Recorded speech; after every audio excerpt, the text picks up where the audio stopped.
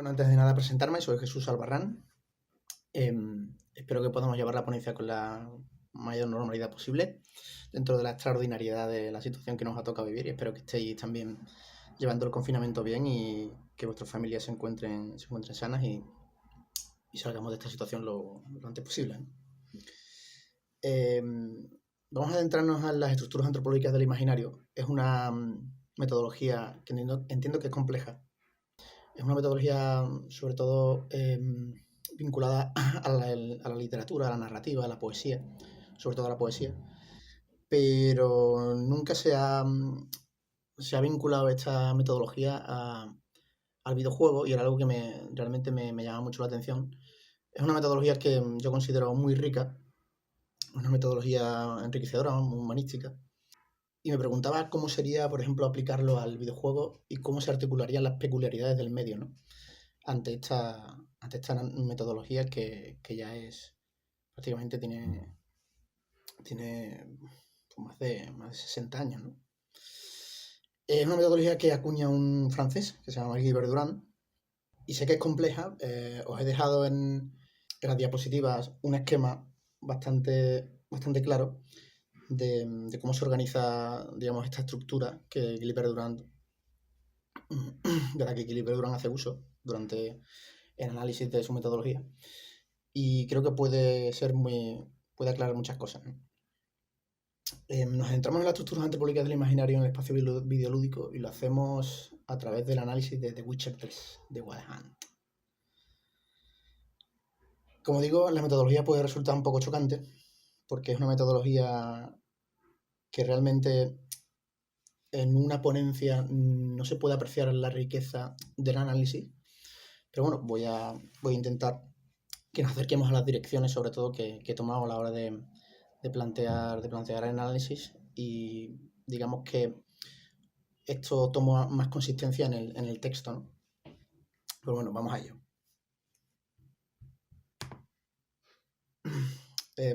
Como digo, es una metodología que surgió en el año 60. Es una metodología que aúna varios esfuerzos dentro de la mitología, ¿no?, para esclarecer de dónde vienen las imágenes originarias mitológicas.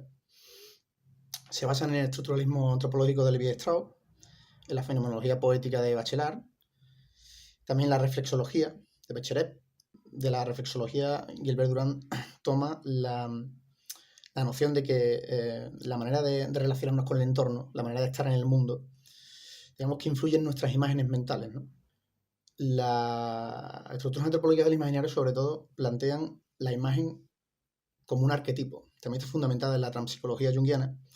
Toma la imagen mental como un arquetipo, es decir, como la esencia mitológica. La esencia mitológica es la imagen mental. Tomando esto como base y basándose en los esquemas, digamos unos esquemas axiomáticos, digamos que Gilbert Durand taxonomiza el mito en dos grandes regímenes. Uno es el diurno y otro es el nocturno. Es un modelo que va desde lo general a lo concreto, ¿no?, de lo abstracto a lo concreto. De la reflexología, como digo, Gilbert Durand toma los esquemas, ¿no?, este tipo de dominantes, ¿no? Por ejemplo, en el régimen diurno, la dominante es la dominante postural. Por eso tendrá, por ejemplo, imágenes verticales o luminosas, ¿no? Hay una verticalización de todo lo que es el régimen diurno, como veremos, ¿no?, a continuación. Pero digamos que es un análisis que se basa sobre todo en la concentración, en la esencia del símbolo, ¿no?, como unidad mínima de análisis, como mi tema, ¿no? Ya digo, podéis consultar os va a ser muy útil el esquema que os dejo, y vamos allá con el análisis.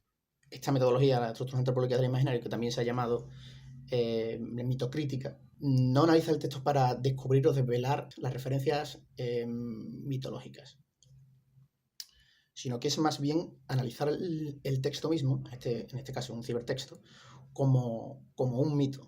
Es decir, ver cuáles son las tensiones estructurales que existen, ¿no?, en ese mito, a través de una clasificación de estas imágenes estructurales que brinda Durand, ¿no? Claro, a la hora de aplicarlo a un cibertexto, como es el videojuego, cuya peculiaridad esencial es la regla, había una especie de inadecuación, ¿no? No es lo mismo aplicar el modelo a un texto narrativo o poético que a un cibertexto que tiene la vertiente configurativa, ¿no? Que es la vertiente interactiva de la regla. Entonces, hemos establecido la hipótesis, que de hecho más o menos se ha despejado ya en mi tesis doctoral, de que la norma sirve como garante de este semantismo, ¿no? De esta, digamos, de esta imagen mental, ¿no? Como vehículo de esta imagen mental a la hora de expresar estas articulaciones mitológicas esenciales, ¿no? El método de análisis vamos a concentrarlo en actantes simbólicos. Son unos actantes que hemos denominado como concentradores, ¿no? Esenciales del régimen del régimen y de las estructuras que vamos a estudiar. Aclarar que no es un canon fijado, es decir, este estudio no propone un canon fijado, sino que alienta la orientación semántica, sobre todo, ¿no? El estudio de las imágenes redundantes es el estudio filológico, pero también el estudio estructural dentro del texto. Y para ello vamos a atender a las unidades mínimas, lo llamamos mitemas, ¿no? Gilbert Durán utiliza el mitema, ya digo, como la imagen esencial mental. Dentro del cibertexto vamos a utilizarlo como si fuera un objeto emblemático. La imagen va a ser un objeto emblemático o una estructura arquetípica, en este caso, que se desvela a través de una acción, de una situación o de un decorado. Todo ello va a servirnos para vehicular este tipo de imágenes, ¿no? Bien, tras esta breve explicación metodológica nos adentramos en el estudio y vamos a intentar organizar todas las imágenes de Witcher Test, de White Hand en este caso, dentro de la taxonomía dispuesta por Gilbert Durán, y vemos cómo se articulan y cómo crean esas tensiones isotópicas, ¿no? Dentro del espacio videolúdico. Comenzamos con la espada y el cetro del régimen diurno. Gilbert Durán dedicaba a cada régimen, a cada estructura, dedicaba una serie de cartas del tarot para, digamos, acotar más simbólicamente esta condensación de significados, ¿no? Simbólica. Por eso hablamos de la espada y el cetro, pero en realidad nos queremos referir al régimen diurno. El régimen diurno, como se basa en la dominante postural, digamos que tiene una estructura diainética, es decir, escinde y es ascensional a la vez, luz y verticalidad, ¿no? Es un esquema que tiende a la antítesis, a la confrontación y busca el orden. Es un esquema al que le aterroriza la mortalidad, ¿no? Siempre está buscando la eternidad, ¿no? Son los esquemas heroicos por antonomasia. Son muy frecuentes los esquemas heroicos dentro del régimen diurno. De hecho, Gilbert Durán acabará llamando a estos esquemas exclusivamente heroicos, porque el héroe siempre quiere conseguir la joya que le llevará a la eternidad, ¿no? Dentro de esta espada y el cetro, digamos que los actantes simbólicos preferentes a aquellos que condensan este significado de airético y ascensional no son otros que el rey Emir y Radovid V. Ambos concentran estos significados porque los dos quieren ampliar su reino, su imperio. Hay un hiperracionalismo táctico dentro de sus planteamientos dentro del juego. Por ejemplo, el ajedrez, la obsesión perniciosa de Radovid por el ajedrez, por ejemplo. Hay un tacticismo hiperracionalista. Ambos tienen un terror hacia lo otro, al ser mágico. El ser mágico como lo otro, como lo que no es humano, ¿no? Radovid, por ejemplo, llevará a cabo la caza de brujas gracias a una religión radical, se llama la Iglesia del Fuego Eterno, que llevará a cabo una caza de brujas contra todos los seres mágicos. Y ambos consideran a las razas antiguas como algo peyorativo, no tanto Emir como Radovid. De hecho, hay un volumen dentro del juego que te encuentras sobre las razas antiguas. Tiene una visión totalmente peyorativa y negativa de las razas antiguas, ¿no? Dentro de este régimen se establece una articulación negativa contra el monstruo, o sea, contra aquello que es diferente, como hemos visto, ¿no? Que Gilbert Durán llamará las caras del tiempo. La cacería salvaje de Wild Hunt es aquello que es lo otro, lo último, el extremo de opuesto, ¿no? A lo que es humano. Por eso son heraldos de la misma muerte, como su estética, como su misma estética anuncia, ¿no? Por eso la cacería salvaje, digamos que es el enemigo formidable del juego, que es la muerte en sí misma, ¿no? Fue muy curioso porque observamos cómo esta serie de constelaciones solares y ascensionales se vehiculan incluso en la estética ficcional del juego, como por ejemplo en los blasones de cada casa, de la casa de Nilfgaard y la casa de Redania, ¿no? Nos adentramos en las estructuras místicas, en este caso la copa, como la llamó Gilbert Durand, que son unas estructuras de descenso de armonía, de lo íntimo, de lo oculto, digamos que señala la confusión al tránsito de todas las almas. La constelación más frecuente es la Gran Madre, el alimento y la flor, que es la morada, ¿no? La sustancia, el centro, la tierra prometida, el tesoro, aquello valioso, pero dentro de una organicidad, ¿no? Dentro de una naturaleza armónica. Los actantes simbólicos en el juego, en este caso se muestra como la propia noción de la magia, ¿no? Ya que posibilita un ciclo armónico entre la muerte y la vida, como por ejemplo demuestra un episodio de cuando Jennifer explica cómo funciona la propia magia, ¿no? Que es un intercambio energético. En la misión El que no tiene nombre. Y digamos que los actantes simbólicos de estas estructuras suelen ser los seres mágicos, pero esta vez exorcizados por la mirada de Geralt, que es el protagonista del juego. Y digamos que es como la integración o la convivencia de dos mundos, o de varios mundos, ¿no? Contrapuestos. Cosa que no tiene absolutamente nada que ver con el régimen diurno, que es la confrontación, ¿no? Como veíamos antes. Por eso decimos que el protagonista no pertenece a priori no pertenece a estas estructuras diurnas, parezca que el gameplay y la estética apunten en este sentido, ¿no?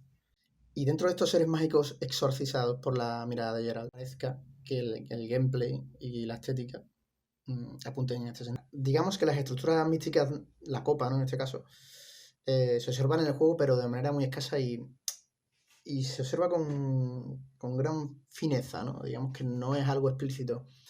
Operan en el protagonista y vemos como esa búsqueda secreta del hogar, ¿no? Cuando habla con Jennifer o con Trish, que Iramez también es un buen ejemplo, ¿no? Siempre se habla de asentarse, ¿no? El protagonista busca esa quietud, ¿no? Ese descanso.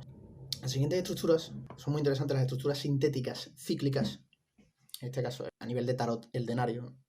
Son estructuras cíclicas, digamos, como decimos, que expresan una síntesis, una androginia y una circularidad. Digamos que es el dominio del tiempo, en este caso la muerte, por el ser humano a través de una repetición, ¿no? Una falsa tranquilidad, como yo la llamo. El agente simbólico son las moiras de Belém, son tres brujas llamadas susurradora, guisadora y tejedora, que digamos es un ultraje de la gran madre mística, ¿no? De la que hemos hablado antes. Estas estructuras sintéticas, digamos que reverberan la triada de mujeres adivinas, ¿no? Que tienen que ver con la primavera, ¿no? Como Gea, las moiras griegas, Deméter, Hécate o Perséfone, ¿no? En este caso. Reverbera el hilo y el uso como gran metáfora del destino, de la forja del destino, de la adivinación, de la continuidad vital humana, ¿no? Como el tejido, que está presente, como hemos dicho, en las moiras griegas, en Deméter, Hécate, Perséfone, o también en el mito de Penélope, ¿no? De la Odisea.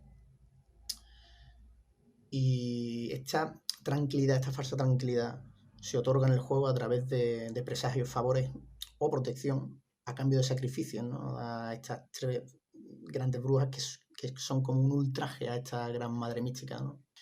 La primera vez que Geralt habla con las brujas es a través de un tapiz, por ejemplo, y después el tapiz se quema y aparecen ellas, un tapiz que estaba tejido con hermosas mujeres, y después la próxima vez que Geralt hablará con ellas son tres demonios, tres brujas, y digamos que vemos esa dualidad, ¿no?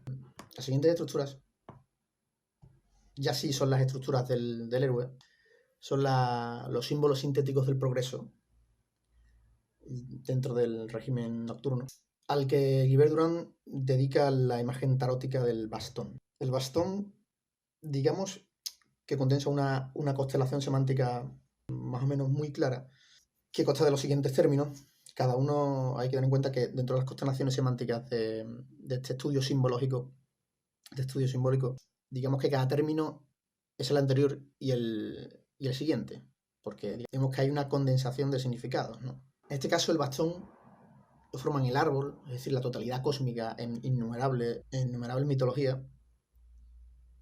Es el germen, el retoño, el complejo de Jesé, ¿no? Es el hijo divino, la cultura, la figura faltante de la madre. Es el fuego llama, sexual, la destrucción, el descubrimiento objetivo, todo lo cambia, ¿no? Es el Mesías, que traerá un nuevo mundo. Es el dos veces nacido, ¿no? La destrucción de lo anterior y la vuelta a nacer, la resurrección. El actante simbólico de estos símbolos sintéticos, esta vez sí es Geralt y Cirila, los dos grandes protagonistas del juego. Y vamos a ver cómo estas imágenes, el árbol, por ejemplo, ¿no?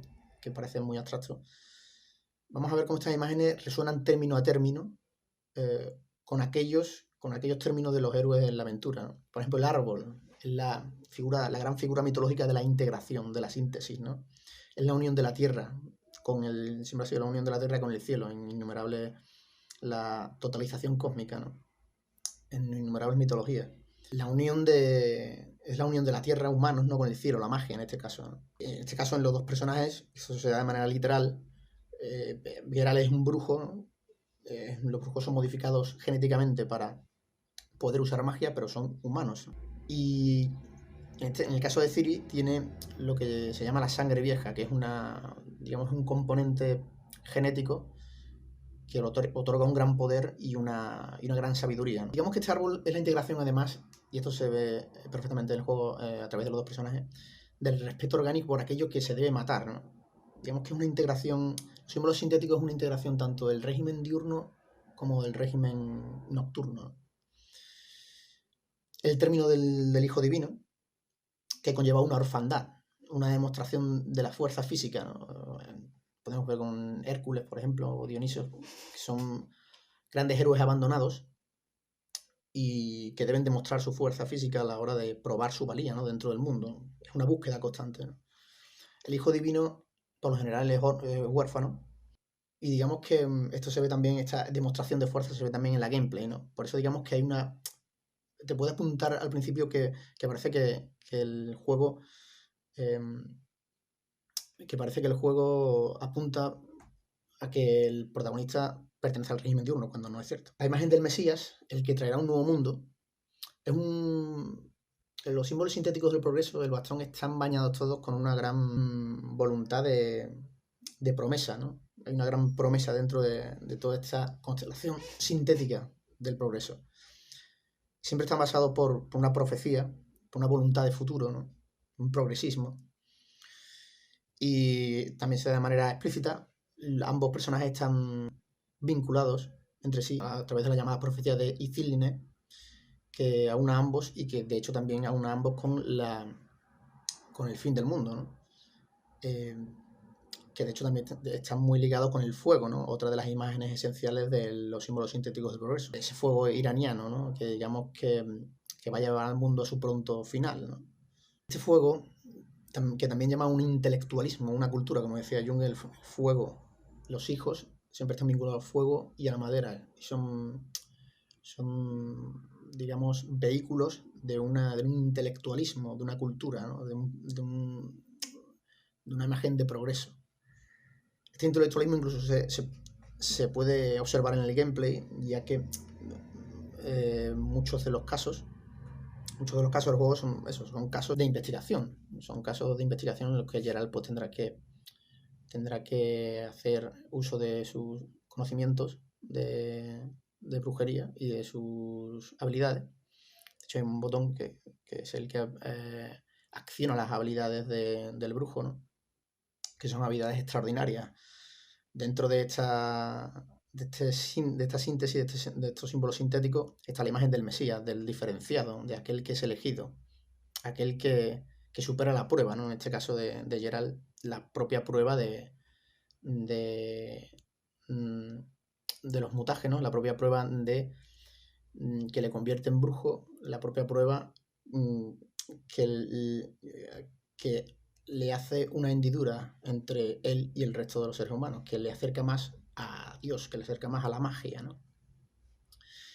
Y desembocamos en el dos veces nacido, ¿no? Hay un cambio, una transformación, que en este caso en el de Geralt, como he comentado, es la prueba, ¿no? Es el cambio y es una transformación traumática, ¿no? Agresiva, ¿no?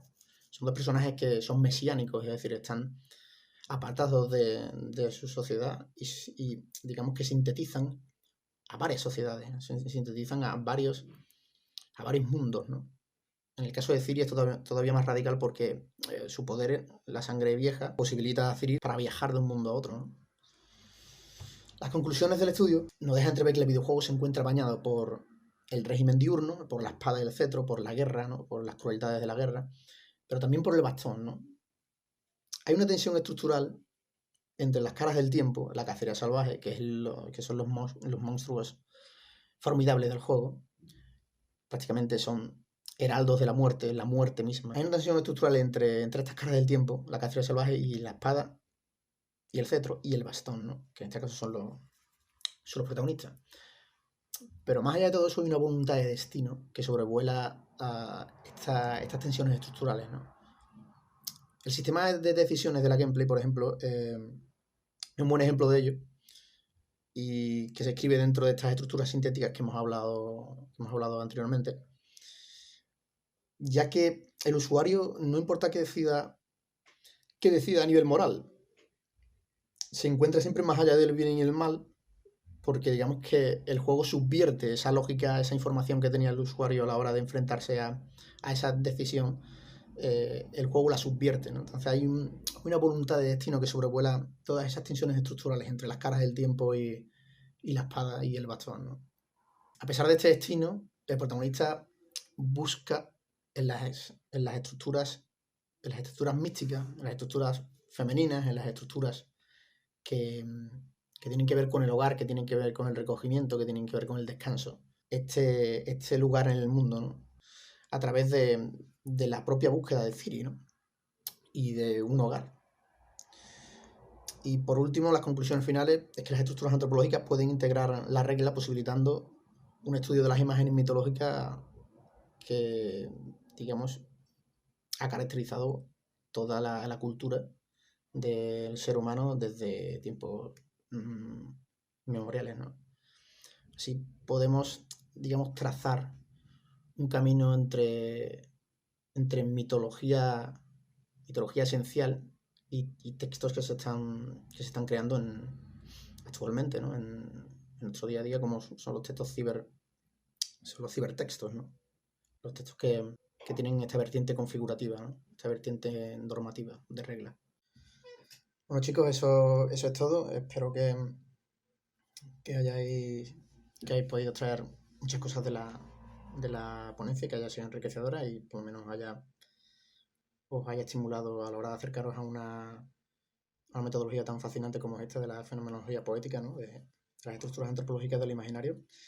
Y nada, agradecer sobre todo a Guillermo que por lo visto ha estado trabajando él solo, además en unas circunstancias extraordinarias como han sido estas. Y nada, muchas gracias a todos y estoy para lo que queráis, estoy para lo que necesitéis. Espero que nos veamos en los comentarios y demás. Y nada, muchísimas gracias a todos y nos vemos en el congreso virtual. Hasta luego.